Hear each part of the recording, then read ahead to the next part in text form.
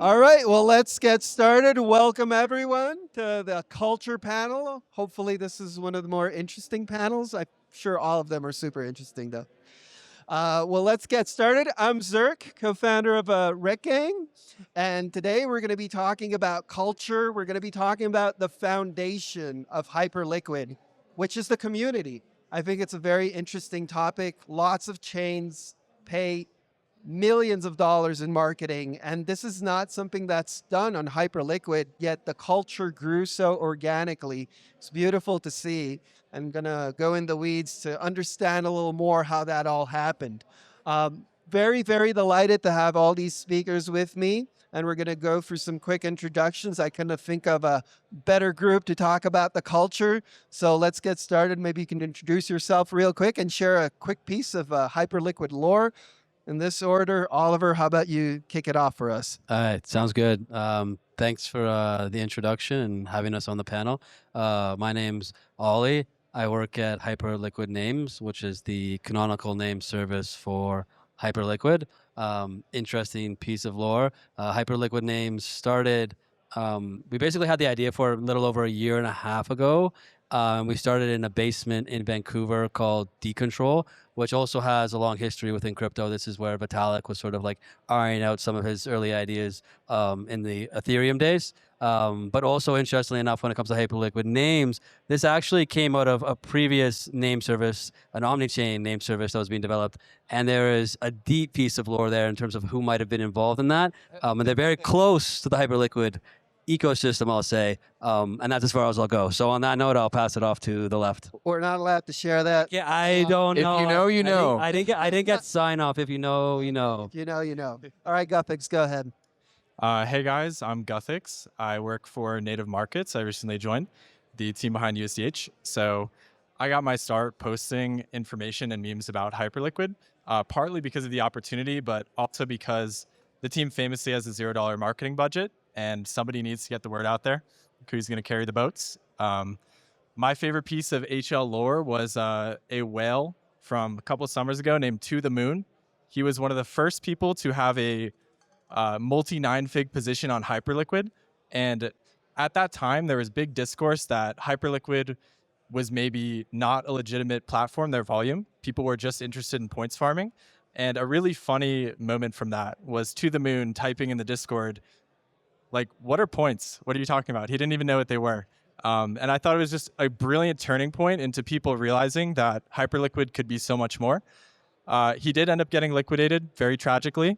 He was very beloved by the community, wanted nothing but the best. And so the cool thing that came out of that, which people may not be aware of, was he actually created a proposal for partial liquidations for large positions, which Jeff responded to, and actually changed the way liquidations work on Hyperliquid for large positions, where you first have a 20% liquidation, and then you have like a grace period where you could be fully liquidated.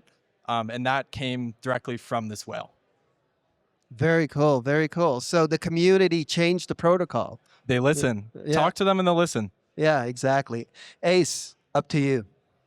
Hey everybody, this is Ace. I'm from Nest and the Hype Engine. I'm co-founder and CSO. My favorite bit of Hyperliquid lore is I was actually onboarded to Hyperliquid when I was trading the Friend token. Another famously fair launched project on Base was Friend Tech, and I'm sure we were all part of different communities earning points, and we could speculate on the value of the token when it was eventually going to launch.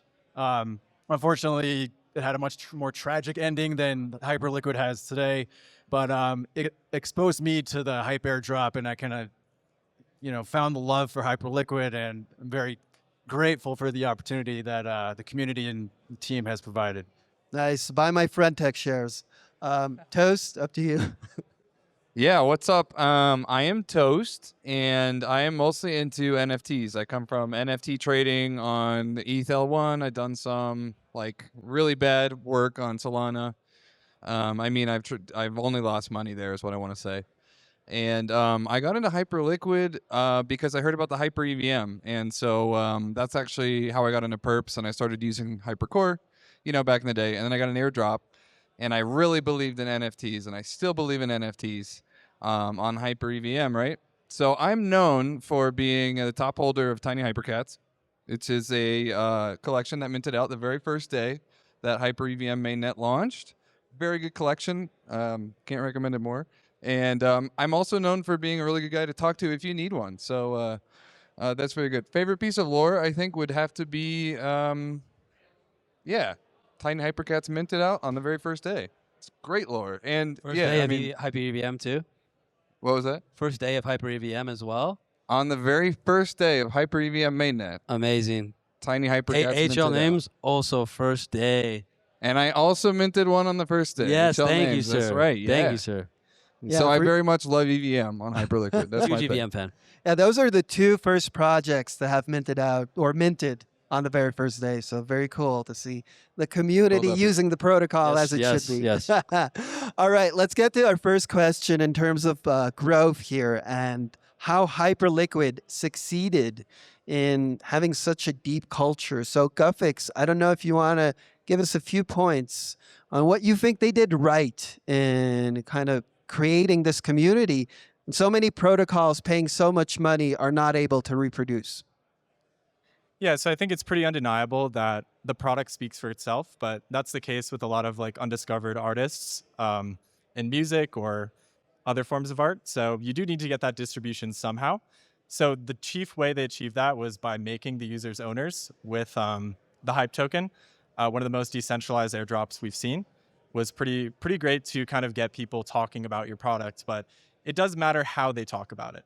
So I think the most effective marketing campaign in all of crypto ever was ending tweets with Hyperliquid, often ones that don't even relate to Hyperliquid. And part of the reason that was so effective was because you know that no one is paying for it. There's kind of some implicit cringeness behind knowing that you're contributing to a marketing campaign.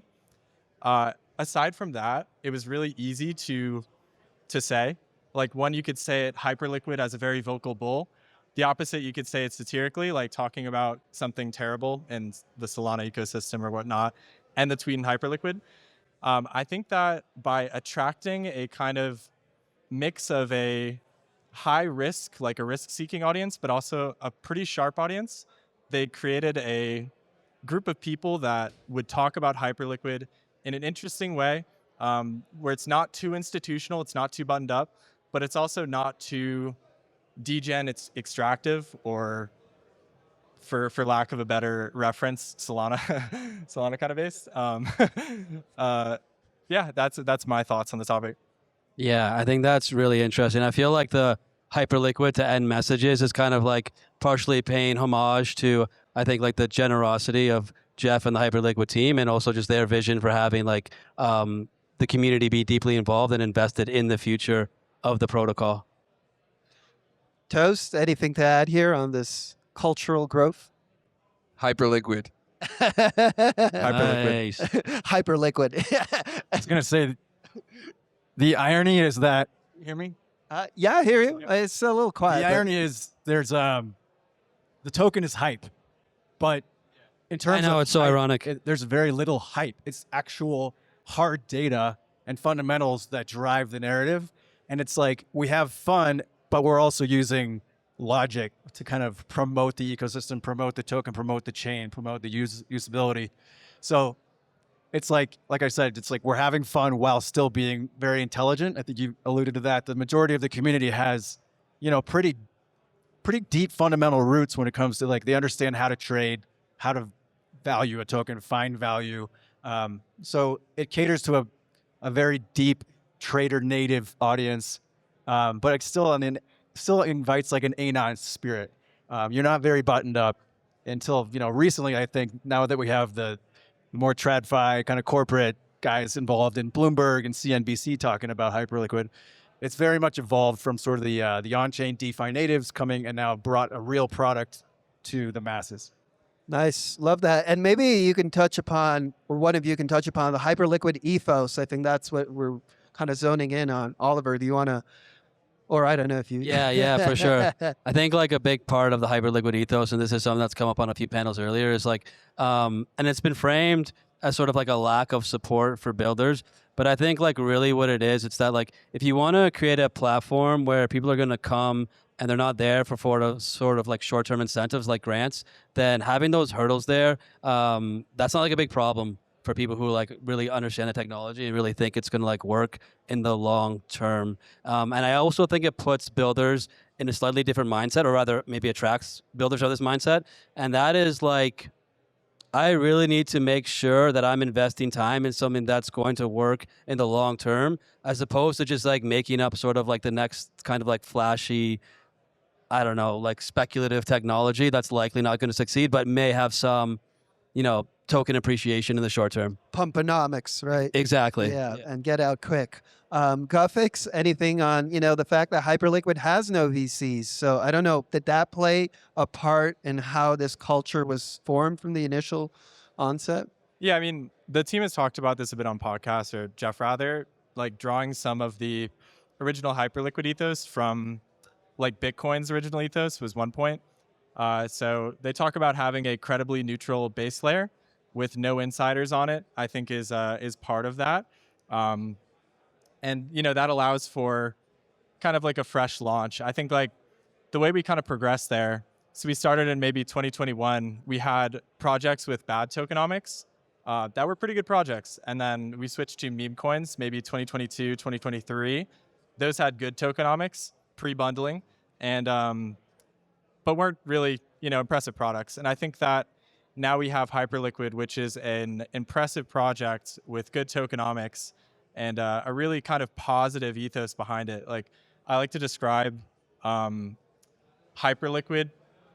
I guess, people who are in the Hyperliquid eco as recovering disillusioned optimists. So people who are kind of, they didn't believe in anything in the industry, and they're finally coming around to believing in something just because it's so in your face, it's so undeniable that it is something of substance that it really can't be ignored.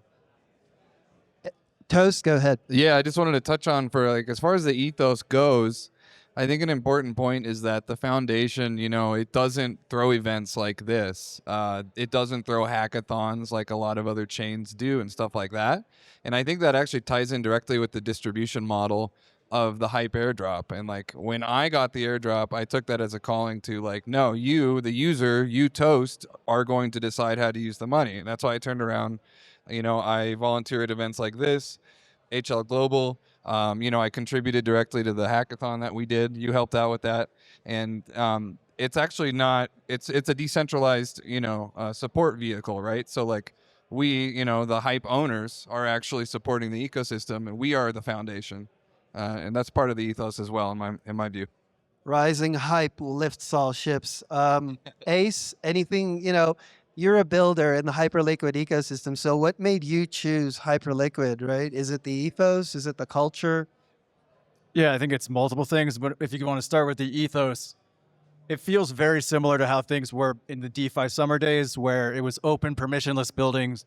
There was no centralized VC-backed entity that was deciding who to king make.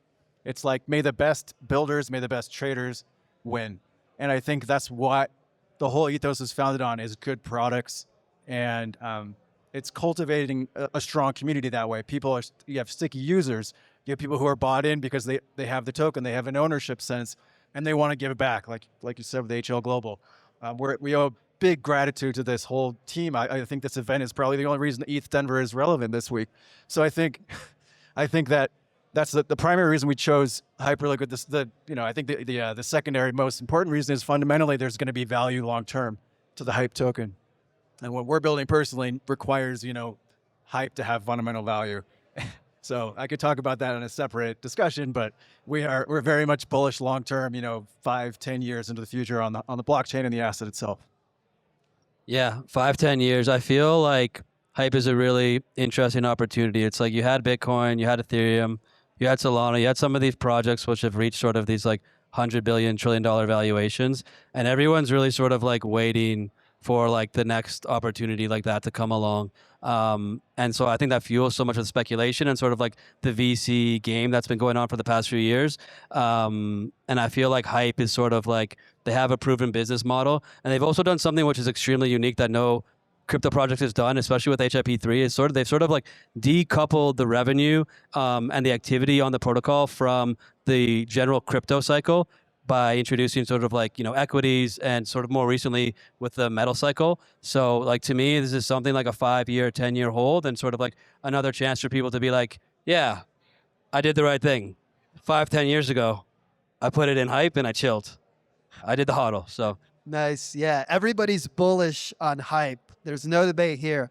I want to pivot here to something a little more speculative, something that appeals to my gambling nature, which is meme coins.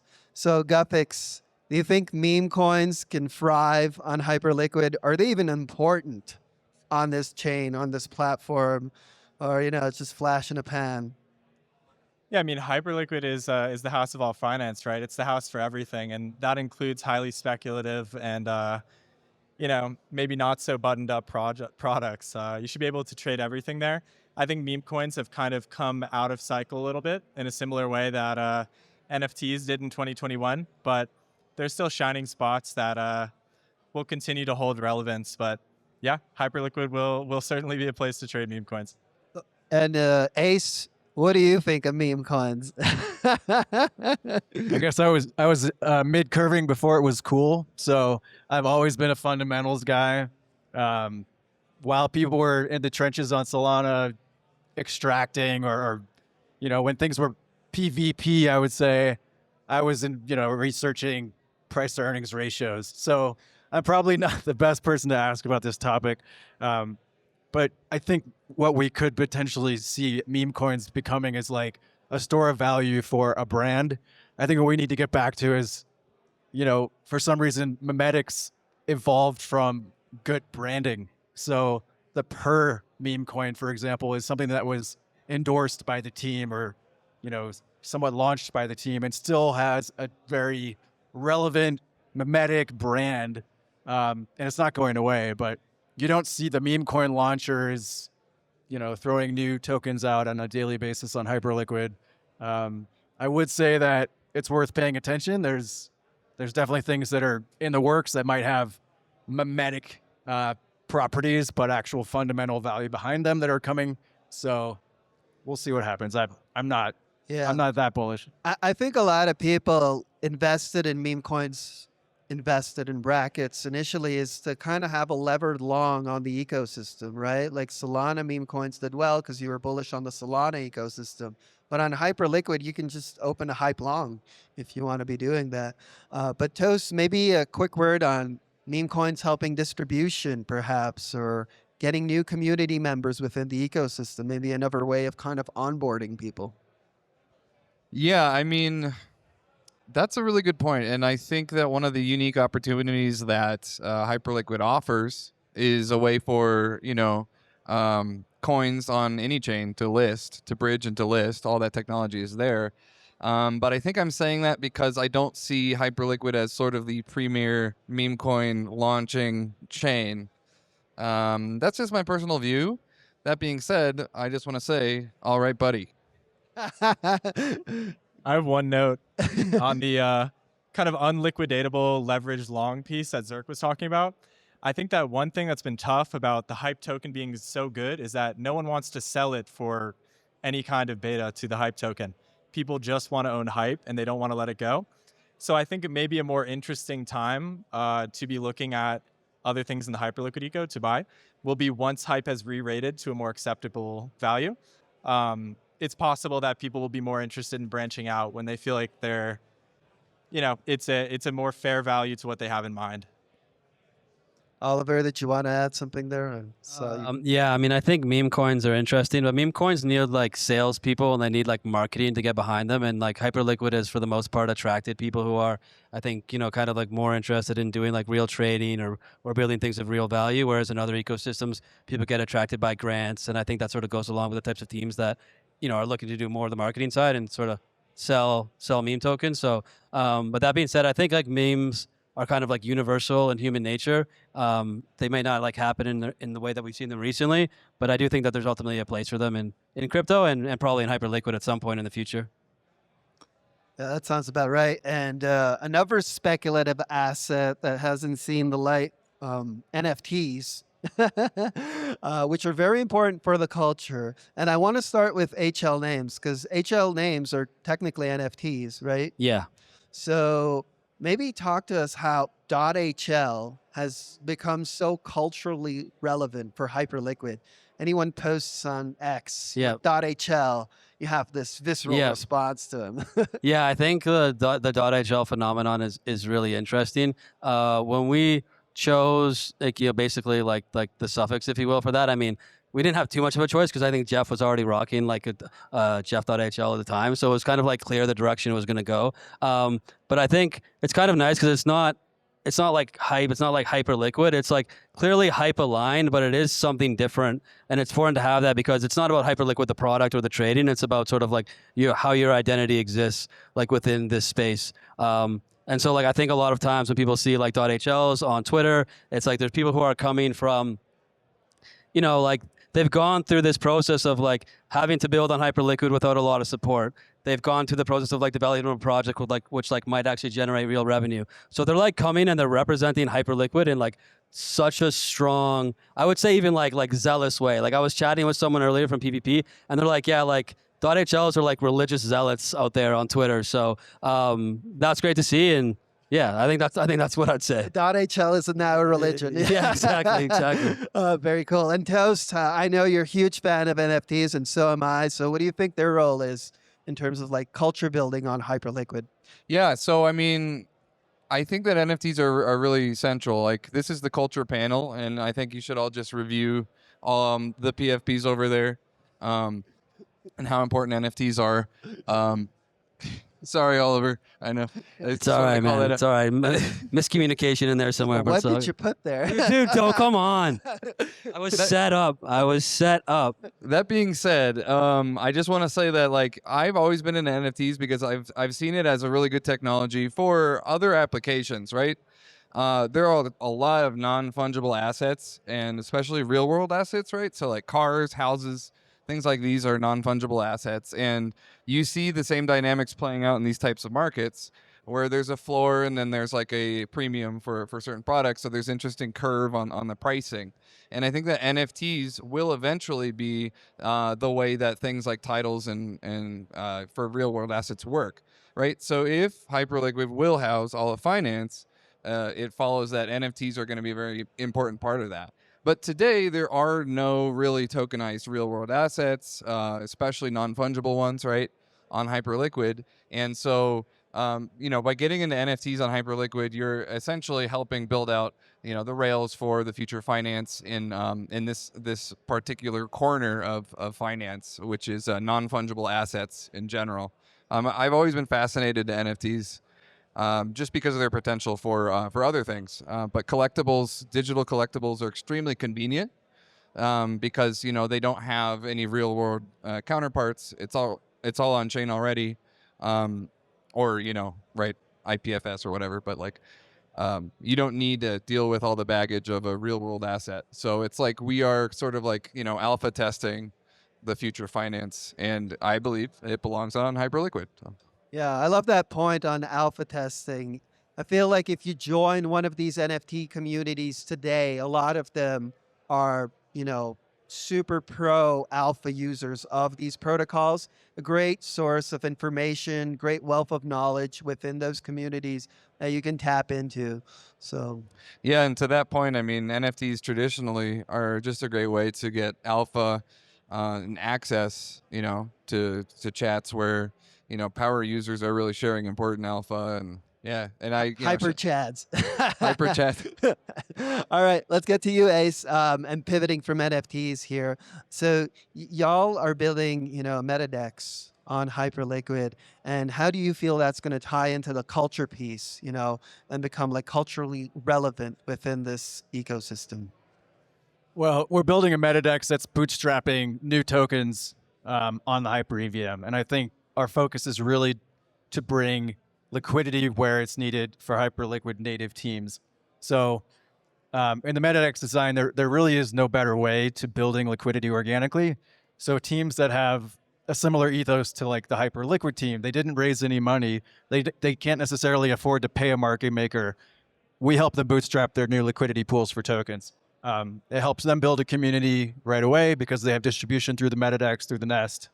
And I think what's unique about Nest is not just the high capital efficiency of incentivizing liquidity, it's also the fact that we have this associated on-chain treasury that's accumulating hype and funneling those incentives back to the MetaDex. So it's like an amplification on the traditional MetaDex design that's already a great incentives machine because of hype. And it's only possible on Hyperliquid. So that's how we're kind of bootstrapping this whole new ecosystem built underneath the Hyperliquid Hypercore main DEX.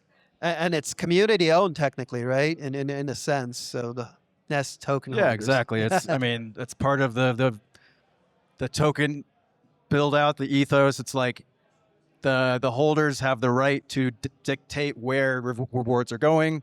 The team itself requires real revenues to actually make money. You know, we're not paying ourselves a salary with like VC raised money. That's just not how it works. It's very, very aligned, similar to the way that Hyperliquid has always been built out. Love to hear it. Love to hear it. And now we're going to go to Guthix. One of the innovations, I think the mind shifts for Hyperliquid was having their own money. And USDH, you know, native markets, y'all won the bid. And now have the the privilege, the prestige of being Hyperliquid's money. So talk to me about that a little bit.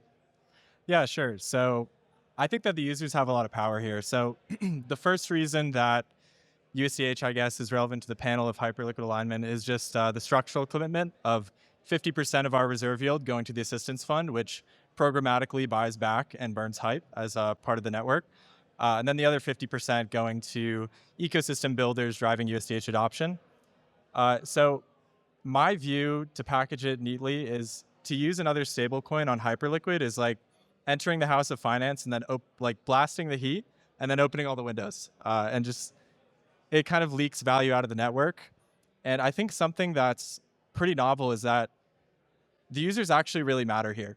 So unlike other exchanges where it's maybe a listing team that's deciding, you know, what's used, what happens, with Hyperliquid, it's so composable that anyone can just jump in, plug into a builder code business, stake the required hype to become a aligned quote asset or a HIP3 deployer. Anyone can jump in and do it. So it really comes down to the users, which have been empowered to be owners through hype tokens, to choose what they believe to be the best asset.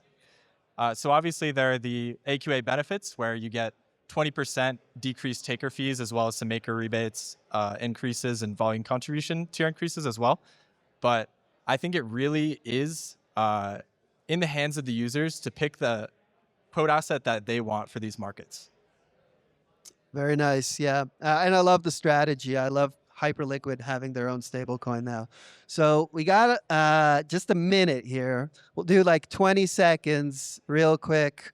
How people can get involved in the Hyperliquid ecosystem, and it could be tailored to your project. I feel like use that opportunity to chill a little bit. Yeah, I'll Oliver, do go a ahead. little. I'll do a little quick HL name shill right now. We have a program right now. It's basically like a referral program. So like anybody who's building on Hyperliquid, you can basically like integrate us directly into your app. Then people can purchase a name, and basically you guys, I forget what the numbers are, but I think you basically get like 50% or 60% of like the cost of purchasing a name. So it's a great way for protocols to generate a little extra revenue and also like help spread .hls within the ecosystem. I would say beyond that, outside of HL names, the thing that I'm most excited about is HIP4 and the outcome markets. So getting familiar with the docs there, what that unlocks, and starting to build in that direction is going to be a good move to getting prediction markets options traded on Hyperliquid. House all of finance. Guthix. I think Hyperliquid is more open than anything. There's really no gatekeeping. It's pretty simple to find like-minded people around you. Like I think so many people who are here today have done to chat with about Hyperliquid and everything going on. I think you really should kind of take on agency to find people who share similar values to you or are interested in the same markets and just talk to them. I think anyone in the Hyperliquid community, no matter who they are, is really open to conversations. Maybe if you don't understand why Hyperliquid is good, I'm sure there are 100 people in here who would be happy to tell you. So really just walk up to anyone and you know, whether it's online or here, and just chat with them. Ace. Well, you can open up Coinbase or Robinhood and get hype. I think that's the easiest way to get involved. That's not financial advice, but probably a very good decision. in terms of how to get involved with what Nest and the Hype engine are doing. We're native to the Hyper EVM, and we're kind of an OG yield farming platform. So you can provide liquidity, earn tokens, and those tokens, when locked, return revenues back to you. So it's a very good way to start earning some passive income. And if you lock your tokens and stake them in the Hype engine vault, you'll get a airdrop of our DAT token that's coming soon called Mega Hype. Yeah, I'm farming some good yield there. Toast? Yeah, I mean, I think the answer you might expect from me is like, buy an NFT and then like drop in a chat. But actually, I think the most important thing you can do to get involved with the culture here is what you're doing, coming to IRL events and meeting people in the ecosystem. That's the reason I'm here. I was here in Denver in 2023, and I met some people who were talking about Hyperliquid then. And had I not come here and met those people, I wouldn't have even heard about it. Or I would have heard about a million things, including Hyperliquid, which is kind of what it's like. That being said, if you can't get out to events like this, I think NFTs and the sort of chats and accessibility that you get from them is a great sort of like plan B. It's a good way to filter some of the noise that you get. But yeah, the internet's full of noise, so these IRL events are a great way to filter that out and find the real good alpha. Nice. Very cool. Well, thanks to all our panelists. Thanks to the audience for tuning in. And I'm going to end this with Hyperliquid. Hyperliquid. Thanks.